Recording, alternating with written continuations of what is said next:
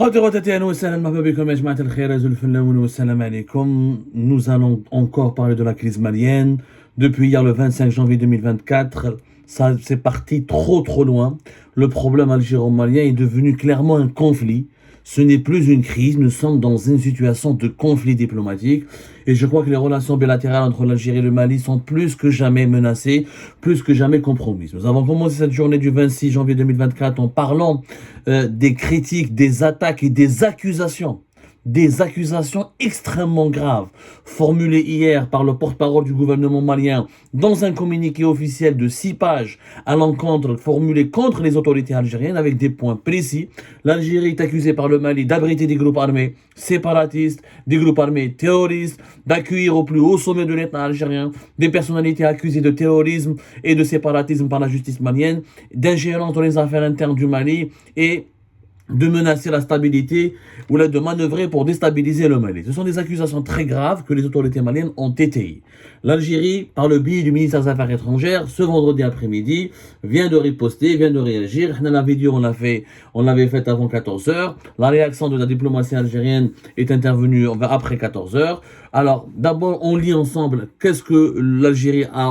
comment l'Algérie a répondu à cette attaque en règle, même pas une attaque, à ces graves accusations. C'est la première fois, je dis bien à l'exception du Maroc, qui s'oppose à l'Algérie dans la résolution du Sahara occidental. Le Sahara occidental étant une question classée elle-même par les Nations Unies comme étant un territoire qui fait l'objet d'un conflit non autonome. Le Maroc réclame l'intégration de son territoire national. L'Algérie soutient l'indépendance du Sahara occidental, à l'exception du Maroc. Et le Sahara occidental est très différent parce que le nord du Mali, le Mali, ne fait pas l'objet d'un classement de l'ONU comme étant une zone disputée ou la non autonome ou l'intégrité territoriale du Mali, elle est reconnue par le droit international. Elle est reconnue entièrement par le droit international. Donc c'est la première fois où un pays voisin, un étranger, accuse l'Algérie de soutenir des terroristes, de soutenir des groupes armés et de s'ingérer dans des affaires internes, dans des affaires nationales. C'est extrêmement grave. Quelle était la réponse de l'Algérie? L'Algérie, elle dit, dans son communiqué, l'Algérie a pris connaissance, avec beaucoup de regrets, une profonde préoccupation de la dénonciation par les autorités maliennes de l'accord pour la paix et la réconciliation au Mali, issu du processus d'Alger. L'Algérie prend acte de cette décision, dont elle tient à relever la gravité particulière pour le Mali lui-même, pour toute la région qui aspire à la paix et à la sécurité, et pour l'ensemble de la communauté internationale, qui a mis tout son poids et beaucoup de moyens pour aider le Mali à renouer avec la stabilité par la réconciliation nationale. L'Algérie a un devoir d'information envers le peuple malien frère. Ce dernier sait que l'Algérie n'a jamais failli à travailler avec la mise en œuvre de l'accord pour la paix et la réconciliation au Mali, issu du processus d'Alger, avec sincérité, bonne foi et solidarité indéfectible envers le Mali frère. Le peuple malien, selon la diplomatie algérienne, doit se convaincre que la longue liste des raisons invoquées à l'appui de la dénonciation de l'accord d'Alger ne correspond absolument ni de près ni de loin à la vérité ou à la réalité. Il n'a échappé à personne que les autorités maliennes préparaient cette décision depuis bien longtemps. Les signes avant-coureurs depuis 2 ans ont été le retrait quasi total de la mise en œuvre de l'accord, le refus quasi systématique de toute initiative tendant à relancer la mise en œuvre de cet accord, leur contestation de l'intégrité de la médiation internationale, leur désignation de signataires de l'accord dûment reconnus comme étant des dirigeants terroristes, leur demande de retrait de la MINUSMA, l'intensification récente de leur programme d'armement financé par des pays tiers, là en Algérie et leur recours à des mercenaires internationaux. Là, on va l'analyser plus tard. Là, nous avons la preuve que l'Algérie et la Russie ne sont plus des partenaires. C'est la preuve, parce que qui trop la diplomatie algérienne, quand le ministère algérien des Affaires étrangères, il dit que le Mali a fait un programme d'armement financé par des pays tiers. Qui finance le Mali? C'est la Russie. C'est la Russie. La Russie de Vladimir Poutine, qui était censée être notre partenaire, notre allié. Donc la Russie est en train de financer l'armée malienne contre la volonté de l'Algérie, parce que l'Algérie ne veut pas de ce programme d'armement. Elle veut que le Mali accepte les accords de paix d'Alger. Et le recours à des mercenaires internationaux, ce sont des mercenaires russes. Ce ne sont pas des mercenaires internationaux. Donc il y a clairement un désaccord et une divergence entre l'Algérie et la Russie. On va l'analyser plus tard parce que c'est un virage important dans les relations internationales et dans la gestion des affaires externes de l'Algérie. Toutes ces mesures et qui auront des impacts sur l'avenir de notre pays. On continue à lire le communiqué ensemble. Alors, le communiqué du ministère algérien des Affaires étrangères, il dit aussi, toutes ces mesures systématiquement mises en œuvre ont soigneusement préparé le terrain à l'abandon de l'option politique au profit de l'option militaire comme moyen de règlement de la crise malienne. Le peuple malien, frère, doit savoir que des décisions aussi malheureuses et aussi malvenues ont prouvé par le passé que l'option militaire est la première menace à l'unité et à l'intégrité territoriale du Mali. Qu'elle porte en elle les germes d'une guerre civile au Mali, qu'elle diffère la réconciliation nationale au lieu de la rapprocher, et qu'elle constitue enfin une source de menace réelle pour la paix et la stabilité régionale. Le Mali a toujours besoin de paix et de réconciliation, et n'a aucun besoin de solution, qui ne lui ont apporté par le passé que déchirement, destruction et désolation. Répéter ces erreurs du passé, c'est prolonger indûment la tragédie et les malheurs pour le Mali et pour le peuple malien, frère. Voilà le communiqué de la diplomatie algérienne. Première remarque, et c'est exceptionnel, c'est la première fois que l'Algérie ne s'adresse pas à des autorités, elle s'adresse à un peuple. C'est exceptionnel. La crise malienne, elle dévoile un autre visage de l'Algérie que nous n'avons jamais connu. Je n'ai jamais vu mon pays, l'Algérie, faire un communiqué officiel où il ne s'adresse pas aux autorités. L'Algérie, elle s'adresse au peuple malien. L'Algérie ne reconnaît pas les autorités maliennes.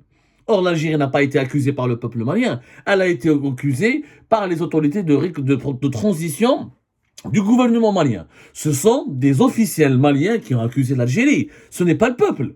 Mais là, l'Algérie s'adresse uniquement au peuple. Ça veut dire quoi? Ça veut dire, il y a le régime malien, je vous emmerde. Il y a le colonel Assimi Goïta. Il y a les dirigeants maliens, je vous emmerde. L'Algérie emmerde officiellement le régime malien. Elle ne reconnaît pas la légitimité du pouvoir malien. C'est clairement dit.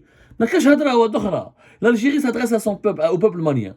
Je vous donne un exemple. Là. C'est comme si demain, Emmanuel Macron va faire la diplomatie française va faire un communiqué pour s'adresser au peuple algérien. Oh, mais le peuple algérien, il a un État. Il est censé être représenté par des autorités. Il est censé être représenté par des dirigeants. Comment réagiraient, je pose la question, comment réagiraient les autorités algériennes si la diplomatie française adopte par exemple un communiqué qui parle au peuple algérien, qui ne fait nullement mention des autorités maliennes, et qui parle directement au peuple algérien. Ça signifie que c'est une non-reconnaissance de la légitimité du pouvoir malien. L'Algérie, de quel droit elle peut juger la légitimité du pouvoir malien? Maintenant, le débat, il est là. Parce que il y a deux pays qui ne reconnaissent pas, les pays qui ne reconnaissent pas la légitimité du pouvoir malien, c'est quelques pays membres de la communauté, la CEDEAO de l'Afrique de l'Ouest, et pas tous, surtout les pays très proches de la France, qui ont de bonnes relations avec la France, et la France qui ne reconnaît pas la légitimité du pouvoir malien. Et l'Algérie aujourd'hui qui rejoint ce clan, puisqu'elle affirme, parce qu'elle clairement, elle préfère s'adresser au peuple malien, et elle critique les actions du pouvoir malien, et elle met même en garde, je vous le communiqué des autorités algériennes l'Algérie se permet de mettre en garde le peuple malien contre les actions menées par leurs propres dirigeants. Et هذه c'est pas de l'ingérence, هذه c'est quoi? أنا ما شفتش بلادي صراحة يا جماعة, je n'ai jamais vu l'Algérie se comporter de la sorte. Maintenant, on est qui, nous les Algériens, pour dire que le pouvoir malien est légitime ou n'est pas légitime? On est qui? Est-ce que les Maliens sont sortis par des millions de personnes في Bamako, dans d'autres villes maliennes, pour dénoncer les militaires maliens? Il y a une opposition malienne. Il y a des opposants maliens, comme il y a des opposants algériens. Mais sur quelle base on peut s'appuyer aujourd'hui pour dire que le pouvoir malien n'est pas légitime? Il n'a pas été élu, il n'y a pas eu d'élection. Ok, c'est vrai. Il y a beaucoup de pays africains dans lesquels les élections ont été truquées. On commence par l'Algérie. L'Algérie, l'élection de Abdelmadjid Tebboune, on a bien vu que la majorité du peuple algérien était dehors. Elle n'était pas en train de voter. Est-ce que le Mali devrait donc considérer les autorités algériennes comme non illégitimes, comme illégitimes, puisque le Hirak, qui était nettement plus majoritaire que les personnes qui ont voté en faveur d'Abdelmadjid Tebboune, qui ont participé aux élections présidentielles de décembre 2019, est-ce que ça donnerait raison, est-ce que ça pourrait donner raison aux Maliens de dire, moi je ne reconnais pas le pouvoir d'Abdelmadjid Tebboune, je m'adresse au peuple algérien. Ça n'a aucun sens. La légitimité des autorités maliennes n'engage que le peuple malien. C'est au peuple malien de dire est-ce que ces dirigeants sont légitimes, pas légitimes. Jusqu'à preuve du contraire, ma'adnash des millions de Maliens qui sont dans les rues, il n'y a pas un hirak au Mali, comme il y a eu en 2020 de grandes manifestations contre l'ancien président malien qui est tombé en Mali, comment il s'appelle, Ebeka, appelé Ebeka. Ma'adnash en ce moment aujourd'hui des grandes manifestations. Ibrahim Boubacar Keïta, voilà, qui a chuté au pouvoir, voilà, qui a été enlevé en 2020 parce qu'il y a eu une grande manifestation, rappelez-vous, de juin à août 2020. Il n'y a pas de hirak au Mali. Il n'y a pas de révolte populaire. Il n'y a pas en tout cas des manifestations de masse contre le régime malien. Donc, il y a des opposants. On voit au contraire au Mali à maintes reprises des manifestations en faveur de la junte malienne. روحوا شوفوا قراو la situation au Mali باش نفهموا مليح. روحوا شوفوا كيفاش Assimi Goïta, l'actuel président de l'autorité de transition, l'actuel président de l'autorité de transition, allez voir au Mali, comme au Niger, c'est exactement la même chose au Niger. Au Niger, il y a des opposants qui étaient contre le coup d'État de juillet 2023. Mais il n'y a pas eu de grandes manifestations, ou d'immenses manifestations qui dénoncent les militaires et qui appellent au retour du président qui a été renversé. Il n'y a absolument pas, une mobilisation populaire contre il faut le reconnaître. Mais les signes, on n'a pas vu des signes d'une mobilisation populaire de l'Algérie et du régime de la population malienne contre l'actuel régime malien. Partons de ce point de vue. Donc, et partons du principe que les affaires, parce que le principe sacré de la diplomatie algérienne, ça a toujours été un principe sacré, on ne se mêle pas des affaires internes, des affaires nationales d'un pays, voisin ou étranger. C'est à la population, c'est aux habitants de ce pays de statuer sur leurs problèmes politiques internes. Comme l'Algérie refuse généralement et régulièrement et toujours que des puissances étrangères se mêlent des affaires internes qui sont nos affaires nationales. Maintenant, ce communiqué est l'incarnation de l'ingérence étrangère. L'incarnation. L'incarnation. Au lieu de répondre aux autorités de transition, qui sont des autorités, qui participent à des événements internationaux, qui, des grands pays le reconnaissent, comme la Russie, peut-être les États-Unis d'Amérique et l'Occident ne les reconnaît pas beaucoup en tout cas, mais ils collaborent directement avec eux. Les autorités maliennes les actuelles autorités maliennes étaient au sommet des pays membres du mouvement des pays non alignés, en Ouganda, fait Kampala. Donc, ils ont une certaine légitimité. Sur le plan international, l'Algérie ne peut pas venir du jour au lendemain la remettre en cause. Il faut une Algérie qui va absolument contraindre le Mali à accepter ce qu'elle lui demande. Et que le Mali ne veut pas accepter ce qu'elle lui demande. C'est quoi le problème entre le Mali et l'Algérie? C'est les accords de paix d'Alger de 2015. Le Canadien a un sondage. Est-ce que les Algériennes et les Algériens connaissent les accords de paix de 2015? Personne ne connaît le problème malien en Algérie, et à l'exception peut-être des habitants de l'extrême sud du pays qui habitent à Mananasset ou les régions frontalières, et encore, personne ne comprend quelque chose à la crise malienne. Les accords d'Alger, de 2015, l'Algérie est en train de les sacraliser alors qu'ils n'ont jamais été une solution. Jamais été une solution. Pourquoi? Que disent les accords? Les accords, ils prévoient quoi? Ils prévoient un désarmement des groupes armés, ils prévoient une décentralisation de la gestion du territoire malien, ils prévoient d'accorder une meilleure représentativité aux populations du nord du Mali, notamment les populations touareg, ils prévoient une réinsertion des membres des milices armées au sein de l'armée malienne, ils prévoient un processus de réconciliation et des investissements dans les infrastructures du nord du Mali, parce que le nord du Mali, les populations du nord du Mali se sont discriminées par rapport aux autres populations, aux autres régions du pays. Voilà globalement ce qu'il prévoit, parce qu'en 2012, il y a une rébellion qui a été menée par des Touaregs, à laquelle qui a été appuyée plus tard par d'autres mouvements armés, notamment un mouvement armé arabe, ou là des anciens terroristes, ou là des mouvements, ou là des personnalités, ou là des personnes qui sont à la fois séparatistes et terroristes, et qui ont voulu créer un État qui s'appelle l'Azawad. Ça n'a pas marché parce que la France est intervenue.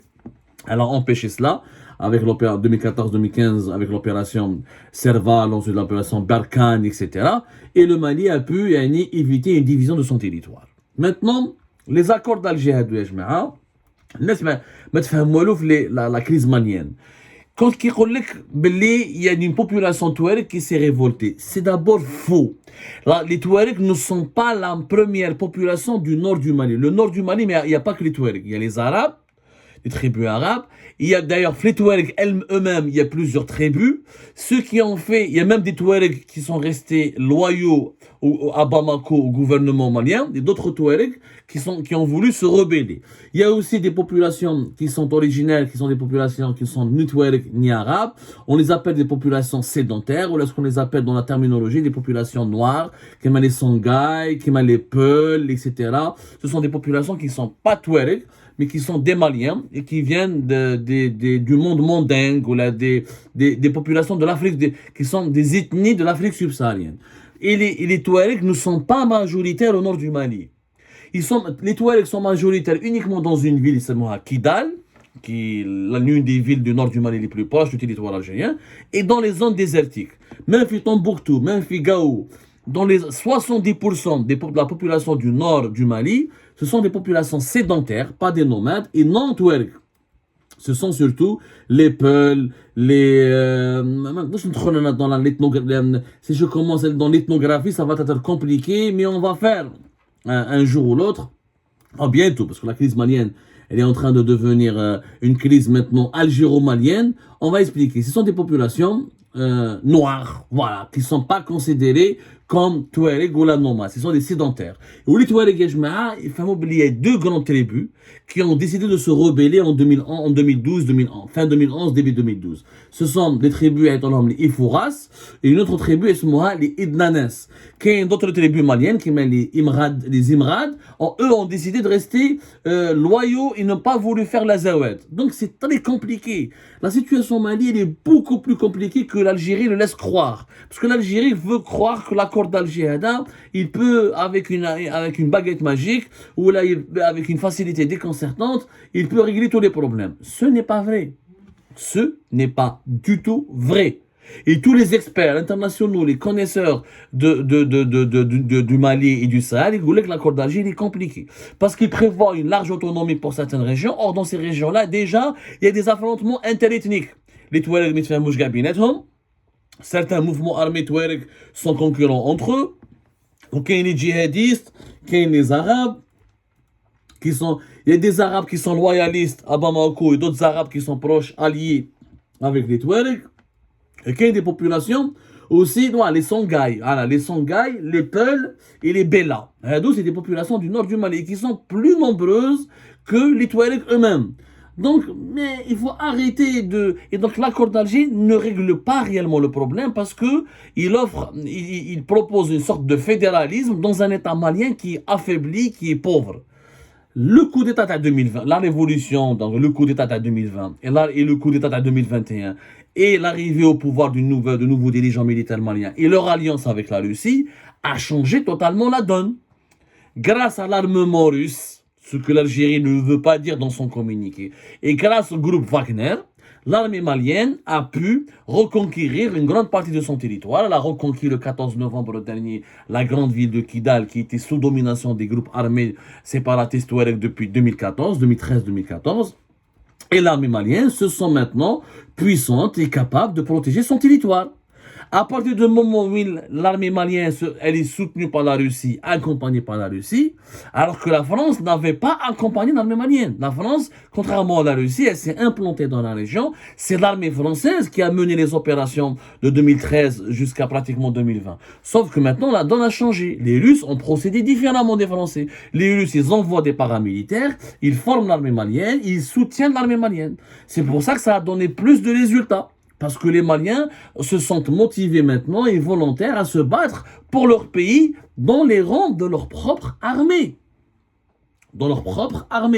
Et donc aujourd'hui, le Mali considère que les accords d'Alger ne sont plus d'actualité, puisqu'il est capable, avec l'aide militaire, et il a suffisamment d'armes et d'entraînement, il a suffisamment de force maintenant pour garantir la protection de son territoire. Il ne veut plus négocier avec des groupes armés qui dominent des régions entières, qui dominent des villes entières, où certains groupes armés, leurs membres, des fois ils sont avec les terroristes Al-Qaïda, des fois ils sont contre eux. Donc le Mali ne veut plus les reconnaître.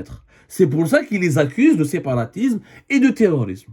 Et là, l'Algérie veut à tout prix imposer les accords d'Alger au Mali qui n'en veut plus. Le Mali n'en veut plus. Donc l'Algérie, il nous impose un accord, une puissance ou un pays voisin, et il dit un accord avec une partie de la population de ton pays, avec les Mozabites ou avec les Kabyles. C'est pas possible. C'est une affaire de souveraineté nationale. Le Mali a compris, moi je suis d'accord, d'ailleurs il faudra d'autres émissions de décryptage. On ne peut pas, la paix au nord du Mali ne peut pas persister tant que nous avons des groupes armés.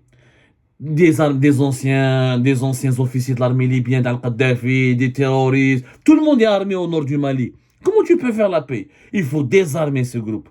Or, l'accord d'Alger n'a jamais permis de désarmer ces groupes, puisque la paix qui a eu lieu grâce aux accords d'Alger a permis à ces groupes-là de s'armer davantage et de devenir plus puissantes que l'armée malienne. Mais grâce à la Russie et au Wagner, l'armée malienne a repris le dessus. Maintenant, ils veulent les neutraliser, les désarmer. Ensuite, on parle de réconciliation. L'Algérie, dans la lutte contre les groupes armés islamistes, qu'est-ce qu'elle a fait? Elle a gagné militairement les combats. Ensuite, à partir de la fin des années 90, quand les combats étaient en faveur, la situation militaire était en faveur de l'armée nationale et populaire, c'est là qu'il y a eu un processus de négociation qui a commencé d'abord par le désarmement et la reddition des islamistes armés. Mais c'est pas ce que prévoient les accords d'Alger. Les accords d'Alger prévoient de donner des pouvoirs et une autorité et des prérogatives à ceux qui ont pris les armes contre l'État malien.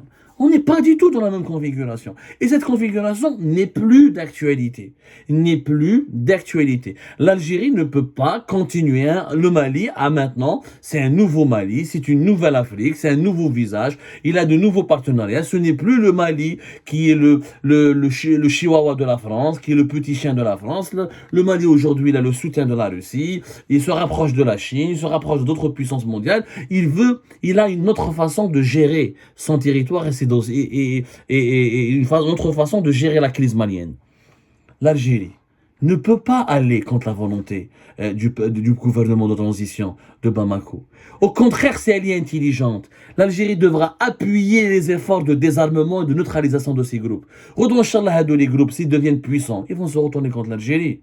Les groupes armés, demain, qu'est-ce qui nous garantit demain ils vont pas allumer le feu le sud de l'Algérie, ils vont demander aux Touaregs algériens d'affronter l'armée algérienne, de demander que les Zawad, ils disent que non, les Zawad finalement il peut aller jusqu'aux frontières algériennes, jusqu'à Tamanrasset, jusqu'à Adrar. La stratégie algérienne qui consiste à limiter le conflit, le séparatisme tergui et les groupes djihadistes armés uniquement au nord du Mali, à éviter leur exportation vers l'Algérie en les maintenant uniquement sur le territoire malien, ne marche plus. Parce que le Mali, maintenant, a reconquis de la vigueur grâce à la Russie et est en train de reconquérir petit à petit son territoire. La crise fait à plusieurs dimensions. Le nouveau problème de l'Algérie avec la Russie, le Mali qui risque de se rapprocher davantage du Maroc et des adversaires de l'Algérie, et les séparatistes aussi sont battus militairement et continuent à être battus militairement, et si l'Algérie ne contribue pas à les neutraliser, ils vont tous se placer sur le territoire algérien ou les Libyens, et ils pourront radicaliser des Touaregs ou des populations des régions du sud de l'Algérie, et là on risque d'avoir des foyers de tension sur notre territoire. On va exporter de la tension sur notre territoire et c'est à ce moment-là qu'ils sont dangereux. Alors qu'il vaut mieux aider l'armée malienne à les éliminer maintenant et à leur demander de s'intégrer à un processus politique et de faire de la politique et non de la lutte armée. C'est beaucoup plus bénéfique pour l'Algérie que ce que l'Algérie est en train de vouloir imposer à travers les accords d'Alger qui vont leur donner plus de prérogatives et une autorité. Haïlik les fonds de la crise malienne et c'est pour cette raison que la riposte de l'Algérie aujourd'hui, elle est encore plus maladroite et plus désastreuse.